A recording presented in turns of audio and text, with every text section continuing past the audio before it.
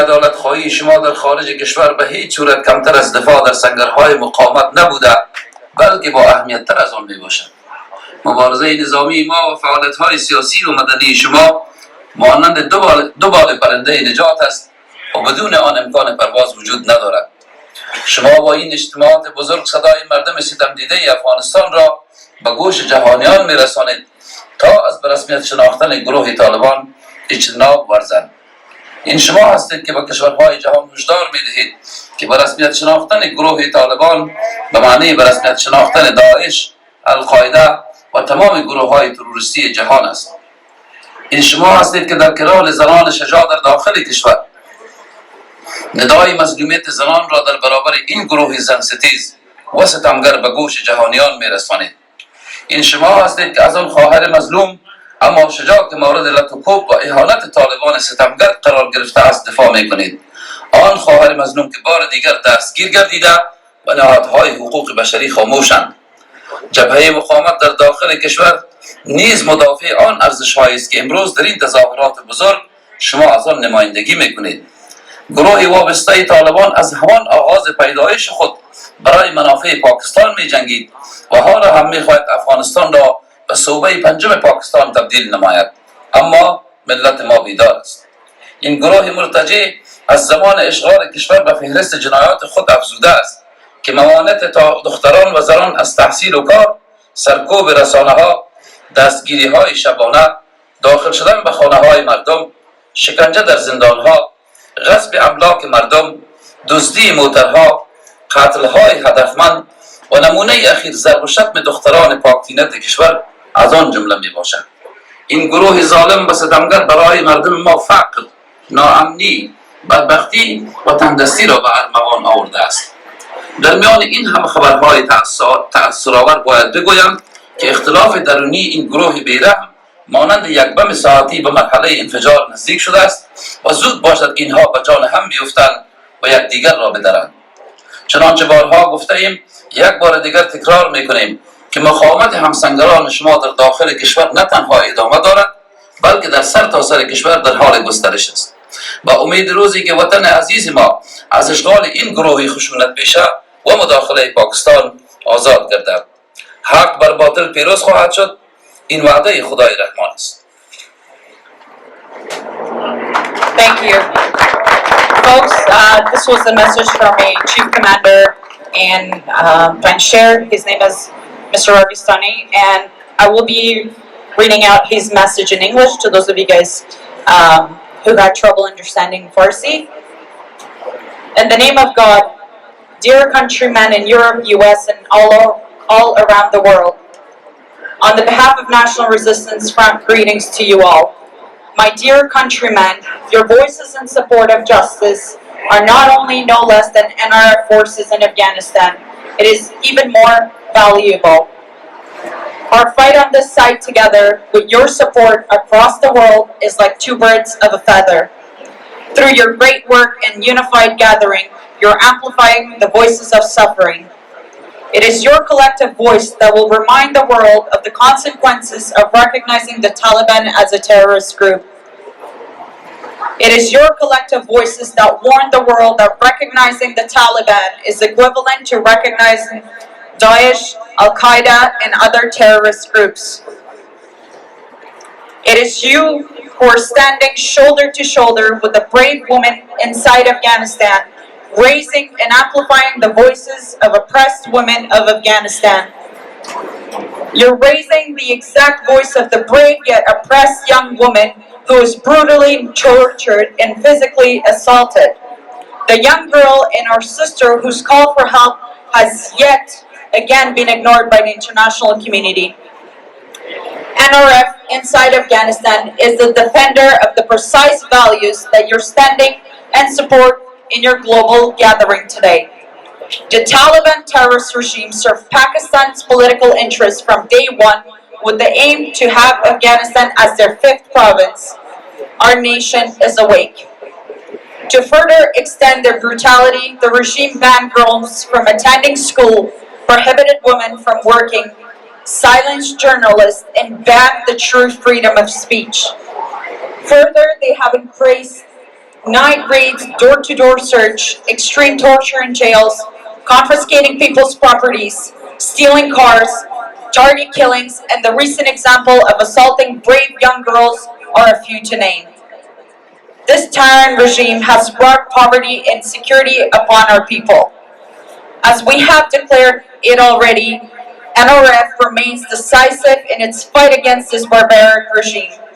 It's worth noting, despite all their crimes, their time bomb is ticking, and it's only a matter of time that the Taliban regime would disintegrate among themselves and destroy each other for food. We must reassure you that NRF fighters all over Afghanistan remain united and active more than ever, wishing for the day that Afghanistan is freed from these terrorists and their Pakistani allies. Truth prevails, and this is Almighty promise. Thank you.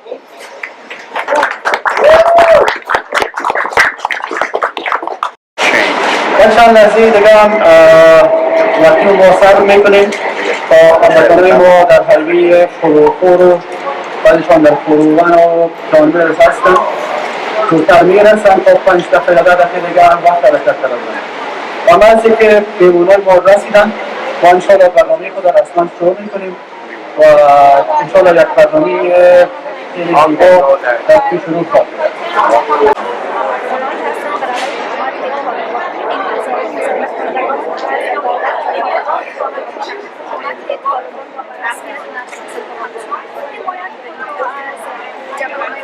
و دوستانی که علاقه دارن از پوسترها استفاده کنن چند دانه در بیشتر بوردا و پوسترها داریم میتونن که هولد کنن بکشن if they love to, you know.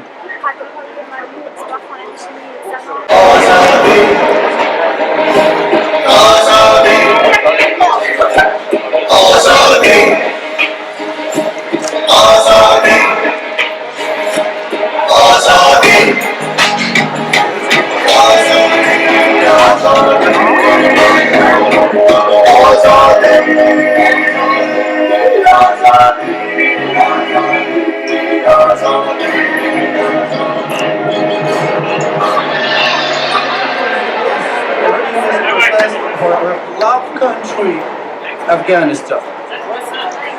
هموطنان عزیز، سلام و عرض شادباش داریم خدمت شما بزرگانی که برگزیدگان دنیا و آخرتت، شما خوبانی که انسانیت را تفسیر میکنید و در صحیفه های دلهایتان وفاداری از خودگذشتگی را رقم زدهید.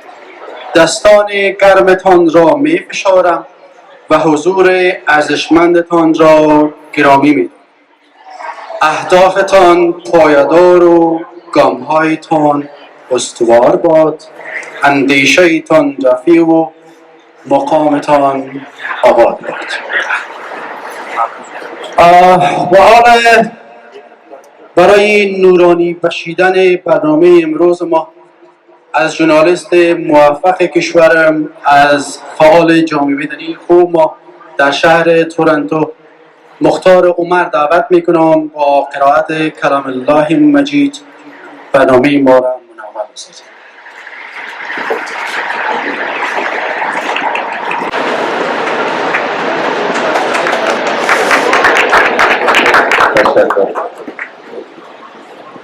أعوذ بالله من الشيطان الرجيم بسم الله الرحمن الرحيم إذا جاء نصر الله والفتح ورأيت الناس يدخلون في دين الله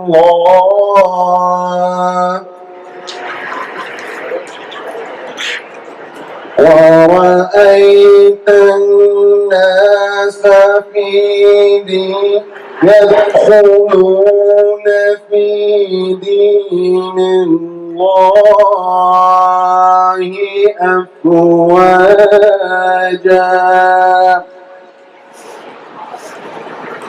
فصبح بحمد ربك واستغفر إنه كان توابا فصبح بحمد ربك واستغفر إنه كان توابا صدق الله العلي العظيم.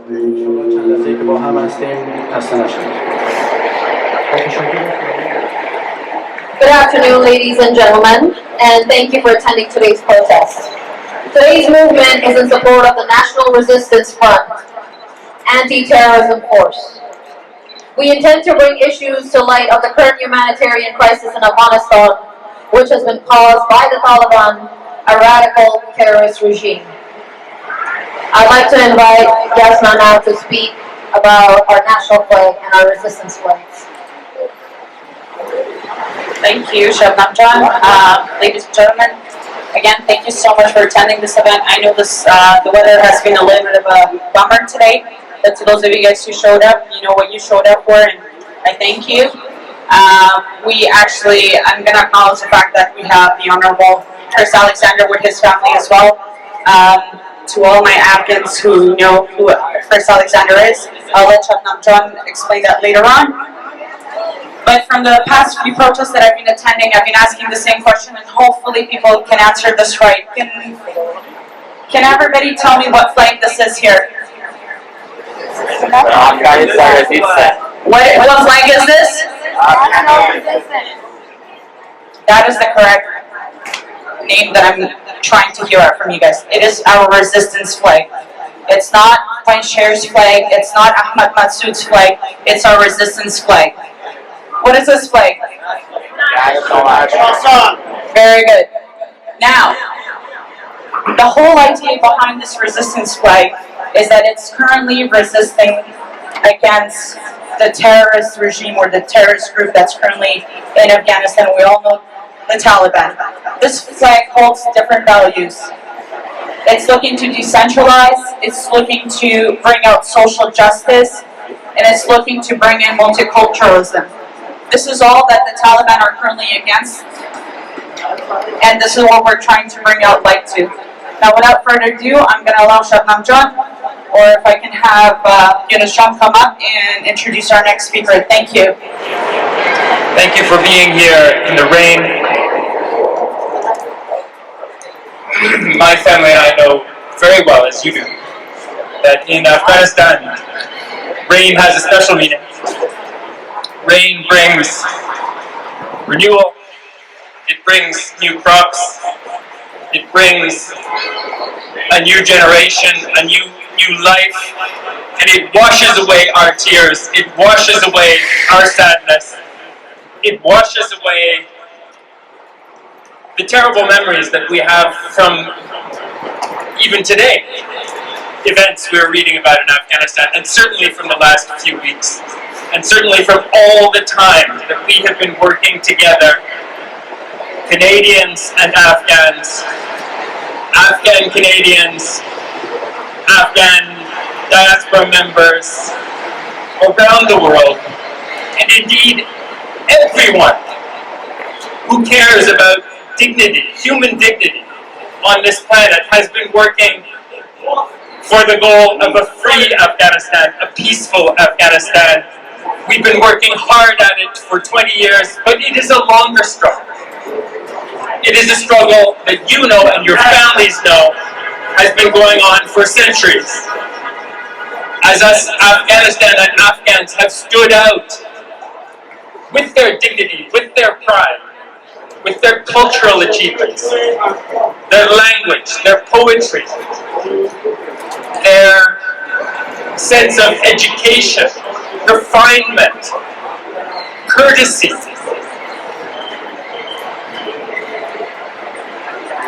their sense of tradition and pride in tradition that is one of the great achievements, heritages of humanity worldwide. We have been standing with Afghanistan because Afghans have been standing for those values for centuries, for millennia, and we are standing with them again today. We will stand for as long as it takes to renew those values for the peace and well-being of the people of Afghanistan.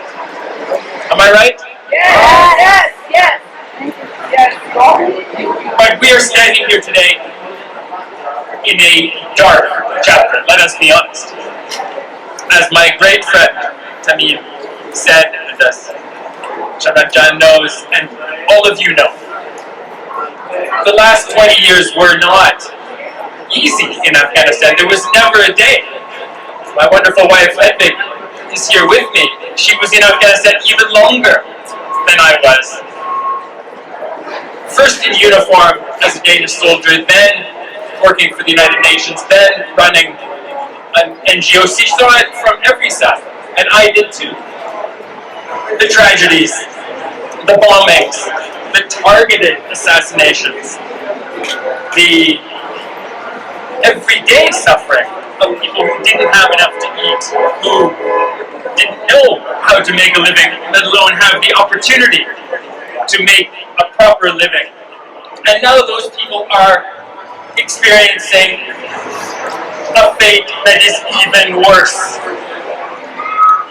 Now, at the best of times on this planet today, it is not easy to live, to raise a family, to fulfill your dreams. Even in Canada, we have First Nations, Indigenous communities not far from here that lack clean water. We have new immigrants to this country, refugees, that do not find opportunity overnight. We have people who've been here for generations, in rural communities, in urban communities, who are having a tough time, especially after this pandemic, especially with all these forces that are changing our societies. Some of them positive, some of them really not positive.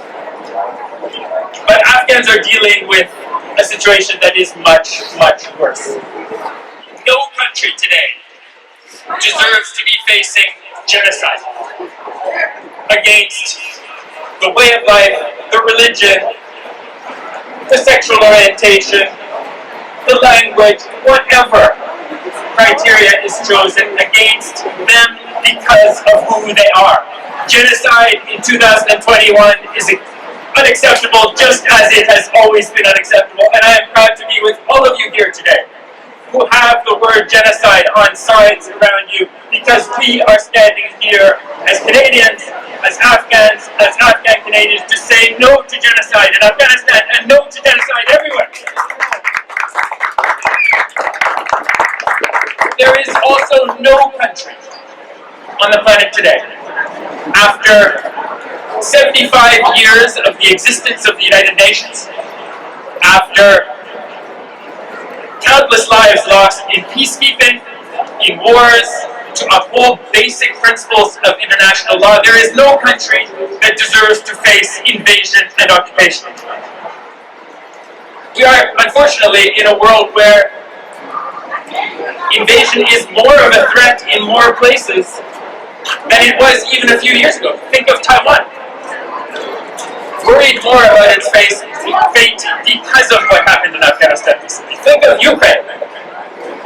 Worried today about the possibility of another wave of Russian invasion, a fate that Afghans know only too well from only a few decades ago.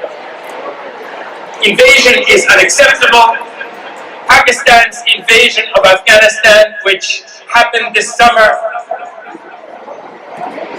in the face of the whole world, without the condemnation, unfortunately, of any states. That invasion, that occupation, that attempt at domination of one country by another is unacceptable, and we will not stand for it. We are here today to say that we will resist, that we will stand for a free Afghanistan, but that we will also hold those to account that are attempting to dominate a neighboring country on a grand scale in the 21st century in a way that is unacceptable. These acts of aggression by Pakistan or any other country deserve the condemnation of the whole world, and that's why I know many of you, will continue to say that as we resist, we must sanction those in Pakistan responsible for supporting the Taliban and other terrorist groups who have seized power by force in Afghanistan.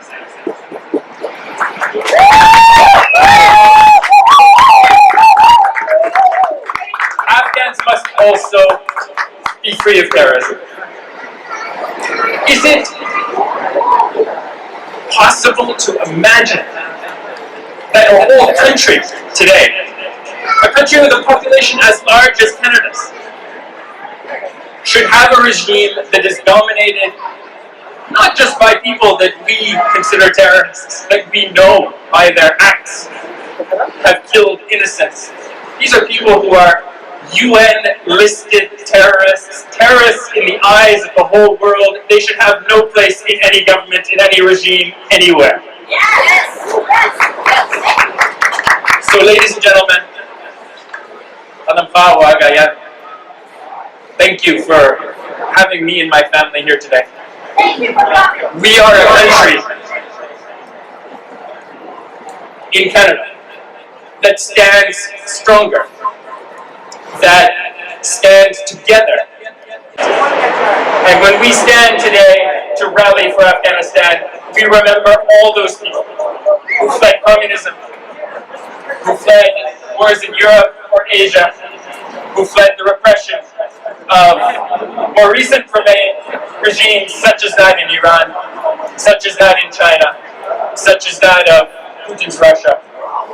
We are determined and we are principled because we have never used in this country terrorism as an instrument of state policy.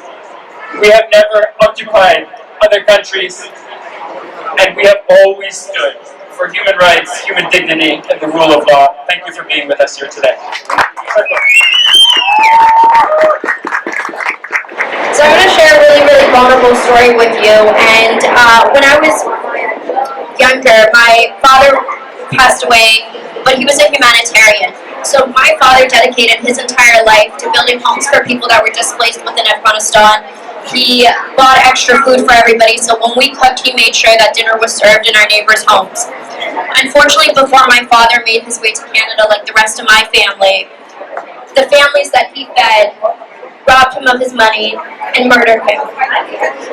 Food insecurity does not only mean that you don't have food or you're in poverty and you don't have access to eating dinner every night, but it also means that there's gender-based violence, crime increases, human rights are violated, education is halted.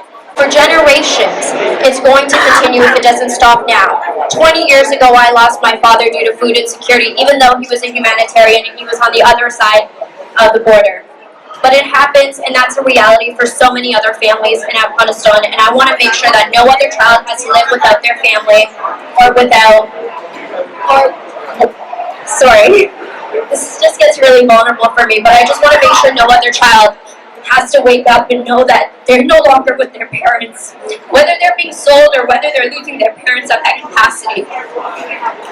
Being Miss Face of Humanity Afghanistan has very little to do with me and so much more to do with all of you. I took this opportunity to use this platform to advocate for the people of Afghanistan, primarily because when Kabul was taken over, it was so hard for me to see that there was no representation from our community. We had other nations speaking for our interests, but they have their self-interest. And it's time that anytime you see a table and you see other countries eating, India's eating, Japan's eating, China's eating, Pakistan's at that table, an Afghan must be at that table. And that's why I am here representing Afghanistan for Miss Face of Humanity, because it is so important that we use our own voices. And if we don't speak for our own country, who will? And who will tell the stories that we need to tell? So my campaign focuses on humanity for Afghanistan, and I will try my best to continue raising awareness for Afghanistan. I have a background in nonprofit. So one of my main priorities is ensuring that we are reinforcing transparency and accountability when it comes to nonprofit organizations and how that money is being sent to Afghanistan. Right now, as you can see, there are several different organizations fundraising and pooling money to send to Afghanistan, and there are several important questions we need to ask. Where is the food coming from? Which countries are profiting off our poverty and food insecurity right now? 23 million people in Afghanistan are in starvation. And on top of that, 97% of Afghanistan is going to be below poverty in less than 7 months. When we look at these numbers, who's actually profiting off this? If organizations are raising $200 million a month to send to Afghanistan, but we don't have food within Afghanistan, which neighboring country is profiting off our food insecurity? So it's so important that we support within Afghanistan, we support the small charities within Afghanistan, and I really appreciate all your support. Thank you so much for coming here today. Before we begin, I want to say thank you for everybody for coming here, standing in solidarity, especially in this very, very, very cold weather. And thank you for the opportunity to speak here. I want to say thank you to Mayan for giving me the opportunity for inviting me. So I want to start with, it pains me to see the brutalities of the Taliban. My Afghan friends, brothers, and sisters have faced brutalities for decades, and it continues today. Let me make this loud and clear. Afghans do not stand with the Taliban. Afghans do not stand with the Taliban. Yes, Afghans do not stand with the Taliban. Afghans do not stand with the Taliban. Afghans do not stand for the Taliban. Afghans do not stand with the Taliban. Afghans do not stand for the Taliban. Afghans do not stand with the Taliban. And nor do they represent Islam. And nor do they represent Islam. And nor do they represent Islam. And nor do they represent Islam. And Afghans do not stand with the Taliban. Afghans do not stand with the Taliban. Thank you. But what Afghans do stand for, what Afghans do want, is peace, prosperity, and an inclusive government, one in which all communities can live together and thrive. As a member of the Punjabi Canadian community, I urge all communities to lend their support. Because when we come and stand together in solidarity, we defeat terrorism. The Taliban commits acts of terror and horror. My community has especially watched in horror and because due to the persecution committed by the Taliban against the Afghan Sikh and Hindu community. The Taliban has kidnapped, has tortured, and has ransomed the Afghan Sikh and Hindu community. And everyone else too. They have killed and beheaded members of the community. The Taliban previously forced the Afghan Sikh and Hindu community to pay jizya tax. ICE is increasing their presence inside Afghanistan. On March 25th, 2020, ISIS came into the Buddha in Kabul and massacred 25 Sikhs. And on top of that, they injured 150 others. Persecution against the minorities is only increasing. To make matters worse, there is a humanitarian crisis in Afghanistan right now. There's a shortage of food, water, and other basic necessities. The Taliban are denying women and girls education. They are marrying young girls as young as 12 years old. The Taliban are killing any interpreters that have helped our soldiers. The Taliban are forcing the Hazara community out of their homes and destroying their livelihoods. ISIS is bombing mosques. There are way too many examples of persecution due to the Taliban. All Afghans, like everyone else, deserve the right to eat. All girls and women deserve the right to an education and a better life. All Afghans deserve their safety and security. All Afghans deserve the right to their religion. All Afghans deserve their humanity. All Afghans, like everyone else, deserve to live in prosperity. And most importantly, all Afghans need their justice and freedom. I urge all communities to lend their support towards this cause and stand in solidarity against terrorism. I urge all communities to raise awareness and provide humanitarian aid in solidarity as my friends here continue to fight for a stable, for a peaceful, and for a prosperous Afghanistan. Thank you very much for giving me the time to speak. Thank you so much, Gurdeep Singh. We really, really appreciate your solidarity with us. I would like to introduce the founder of Afghan Youth MC, Mehrzad Sarwari now. Mehrzad Sarwari is a young Afghan Canadian community activist in hopes of bringing light to the current situation in Afghanistan. Mehrzad is also the current president of Afghan Youth Movement of Canada. Mehrzad, would you please join me on stage?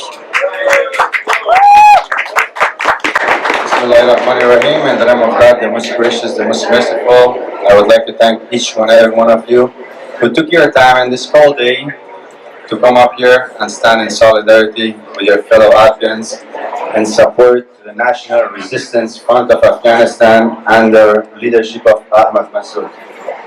So what does really NRF stands for is a National Resistance Front of Afghanistan aims to establish social justice, equality, political and cultural pluralism, and provide freedom, preserve women's rights, human rights, and revive rational Islam and preserve democracy in Afghanistan.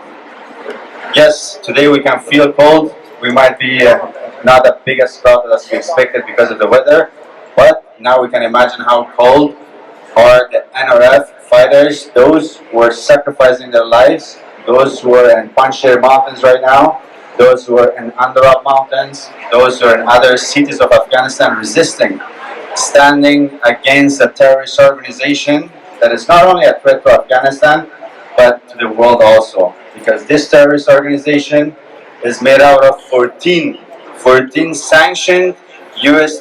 Sanctioned terrorist organizations that are leading a illegal government. Right now, we can see Haqqanis, we can see those who have around 10 to 15 million bounties on their heads by the FBI of the United States. But now they're the top 2-3 ministers inside Afghanistan, and they have had all 40 million population as a hostage. Right now, if you think about it, people of Afghanistan cannot march in the streets to protest against the Taliban. All those who are anti-Taliban, they are hiding inside their homes. We've seen what happened when the young leader, the lion of Afghanistan, Ahmad Massoud, son of Ahmad Shah Massoud, the person who was raising awareness before 9/11 occurred. When did 9/11 occur?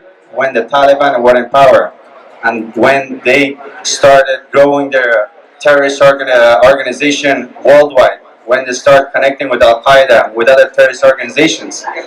And 2 days before 9/11, Ahmad Shah Massoud was assassinated because he was aware of what's happening or what's going to happen, because he was resisting at that time, and that was resistance first. And right now, this is called resistance 2.0. That's because Ahmad Massoud's father already won the first resistance, and that's how the Taliban were defeated. And as we all know, ISI Pakistan is behind the lobbying Taliban. And right now, out of all the Islamic countries, if we think about it, which one of these countries really stood up and asked the international community to recognize a terrorist organization that's been shedding innocent Afghan blood for the last 20 years or more? No countries claimed them. Nobody recognizes them. The only country that was yelling in front of the camera and begging the international community to recognize them, that was Imran Khan, president of Pakistan. And we all know why, because Taliban are proxies of Pakistan. They're mercenaries. They're coming in the lands, they have occupied our land. Our people have no freedom as we speak.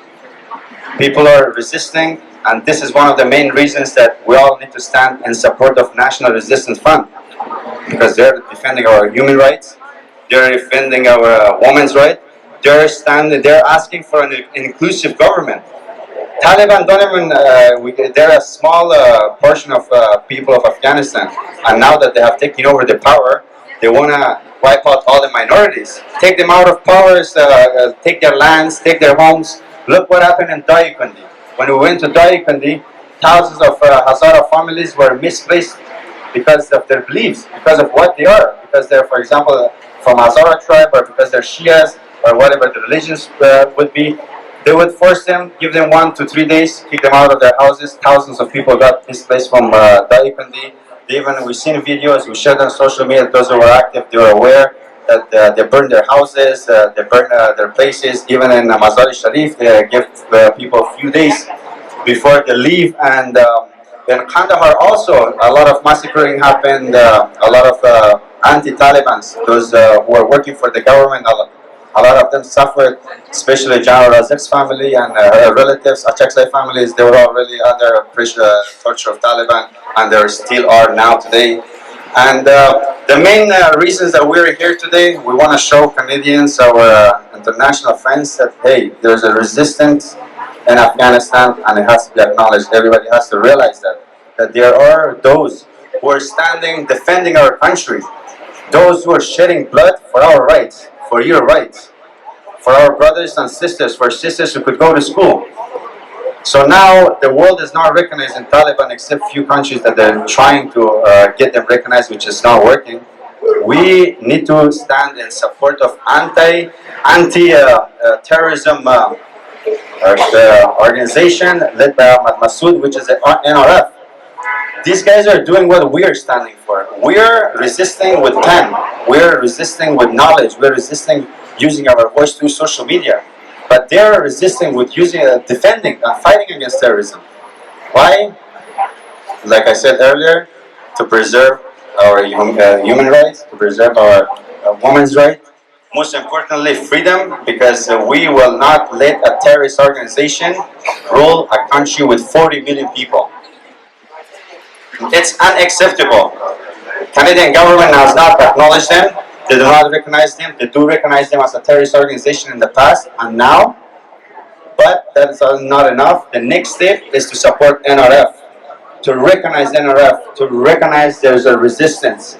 Know that there's a national resistance happening inside Afghanistan from all different ethnicities. Like I said, whether it's in Panjshir, it's Andhra, Baghlan, Parwan, even in Kashmir of Badakhshan.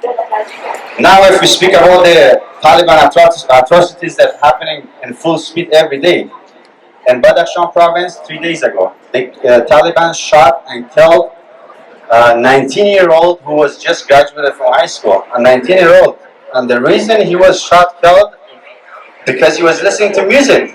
He was listening in his house or somewhere. He was listening to music. They found out this person is listening to music. They came and showed him, shoot him and kill them.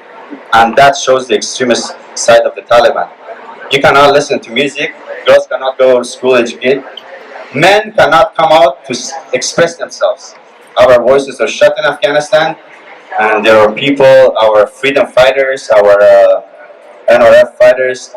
We have got messages like all the resistance around the world. Right now, 22 cities around the world, they're marching. They came out. We have seen some turnouts really big, but in London and Sydney, and many more is to come. Vancouver is starting their protest in like an hour or so. So our main idea here is to educate the new generation and the youths of Afghanistan to know the difference and what's happening, to know the difference between the national flag, the resistance flag. They know who they are, they know their history. Because if we don't stand now, if we don't stand and speak against this terrorist organization, now imagine what happens if these guys get recognized by the international community. That means that these same suicide bombers will sit in the planes, they will fly anywhere they want. They will come to Canada, they will come in the streets here, and they will spread their extremist ideology.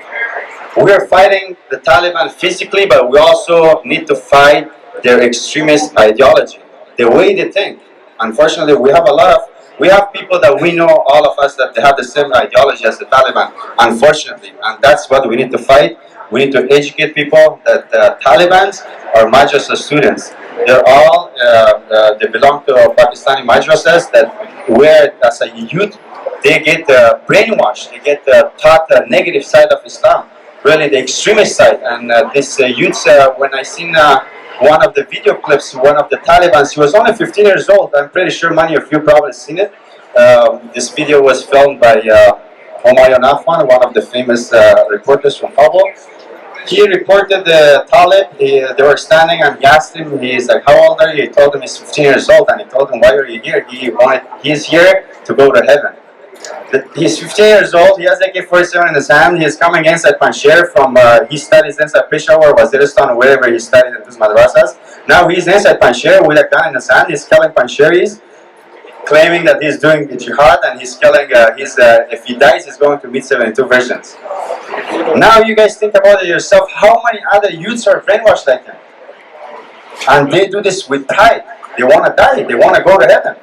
And this extremist mentality needs to be spoken about more, and the Taliban ideology. Right now, mainly, I would like to thank Honorable Chris Alexander, who came here, who shed some lights, and he was the most important speaker and made our day. Thank you for taking his time coming with his family in this cold day, because Mr. Alexander was in Afghanistan. He served in Afghanistan, just like other Canadians who served. And let's not forget about a few days ago, we had the Remembrance Day. We shouldn't forget those Canadians who, we shouldn't forget those Canadians who sacrificed in Afghanistan, who shed blood for the militaries, for the healthcare, in every way that they help. Canadians pay taxes for Afghan people, so Afghan people could live in peace and stability. That's why I would really appreciate, and I want to thank Mr. Alexander for coming, showing up, and shedding some light on the issues.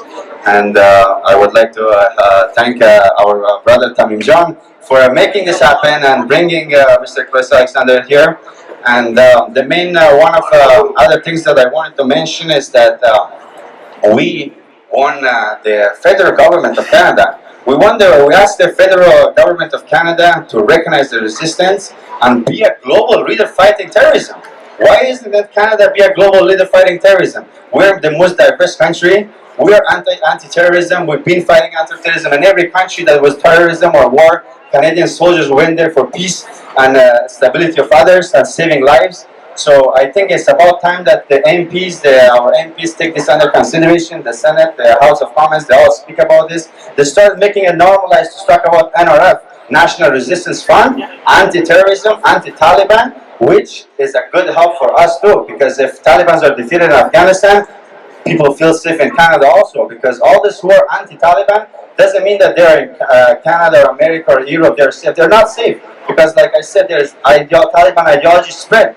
And right now, if we don't stand against this, like I said earlier, they will be recognized. If they get recognized, they will be traveling around the world freely. And this is one of the main reasons we're here, to raise awareness. We need to avoid another 9/11. We need to avoid another 9/11 occurring in Europe, or any terroristic activities that happens in Europe, America, or anywhere else in the world, because that brings a bad name to us. That brings a bad name to Muslims. Look what happened after September 9/11. Muslim countries got invaded, and millions of people died who had nothing to do with this. Who they were to pay the price, because these Muslim countries got invaded because of 9/11. And now, if we don't stop these terrorist organizations, of course, we see Al-Qaeda members congratulating Taliban from Arabic countries. So now, this is a big threat. I wish that all the our foreign friends, especially our Canadians, pay more attention and normalize speaking about National Resistance Front, normalize speaking about the leader of National Resistance Front, Ahmad Massoud.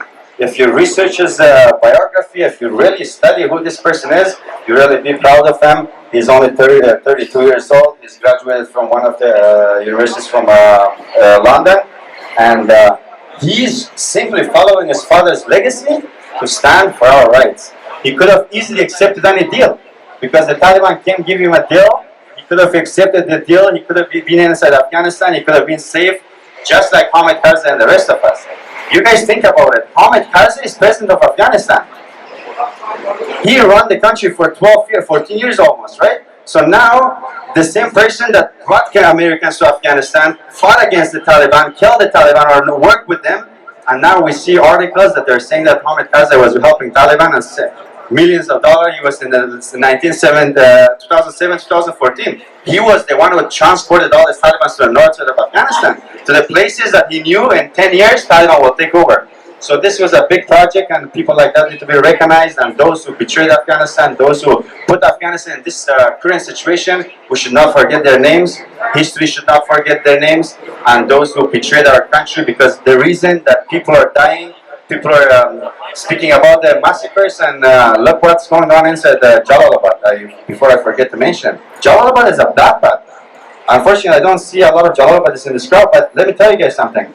Jalalabadis are dying daily. People are getting heads cut off. People are working for militaries, being dragged off their homes. People are hanging in the streets. And those who are friends, like I told you, friends who are active and friends who are on social media a lot, especially on Twitter, you guys are aware and you guys see the posts every day how our friends are making from all over the place. And besides this, I don't want to stretch this longer, and I will pass the mic to all our friends.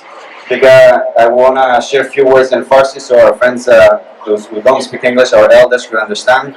دیگه دوستای عزیز یک بار دیگه سلام علیک خدمت کلگیتان و تشکری میکنیم از اینکه در یوای صد آمدین. این است وطن دوستی خود شما را نشان میده که راستی شما در فکر وطن هستین، در فکر مردم خود هستین و این یک گفته خاله جان قابل تشکری هم نیست و بازم تشکری میکنم از پیشتون به خاطر که یک وظیفه است. ما باید ریسپانسیبل باشیم که به خاطر وطن خودش استاد شیم. رقمی که گفتم نفرا وجه در کوه هندوکش و در زیر برفا مقاومت کرده رئیس ما اینجا شکم واسیر چمپارای ما پشگی تام بیرون هم که آمدن نتونیم استاد نشیم شرم است. وقتی که شما خود ما که منی هستی افغانای افغانستان ما وقتی که خود ما با وطن خود استاد نشیم کی برای شما استاد میشه؟ شما میخواین که طالبان افغانستان رو بگیرن؟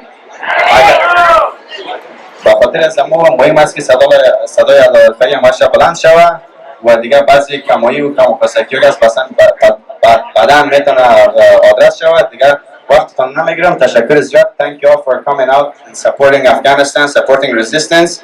It was great and pleasure to having you all. Thank you. A big hand for Mehrzad Sawari. دوستان عزیز، هموطنان گرامی، اطفال عزیزا، بسیار زیاد تشکر میکنم. یک اگرتون در یه هوای سرد آمدین. حال من یک چند لحظه در مورد افغانستان یک چیزی میگم، شما امور تکرار کنیم. چیخ بزنین، بلند بگوین. Afghan united will never be divided. Afghan united will never be divided. Afghan united will never be divided. Afghan united will never be divided. Afghan united will never be divided. تشکر.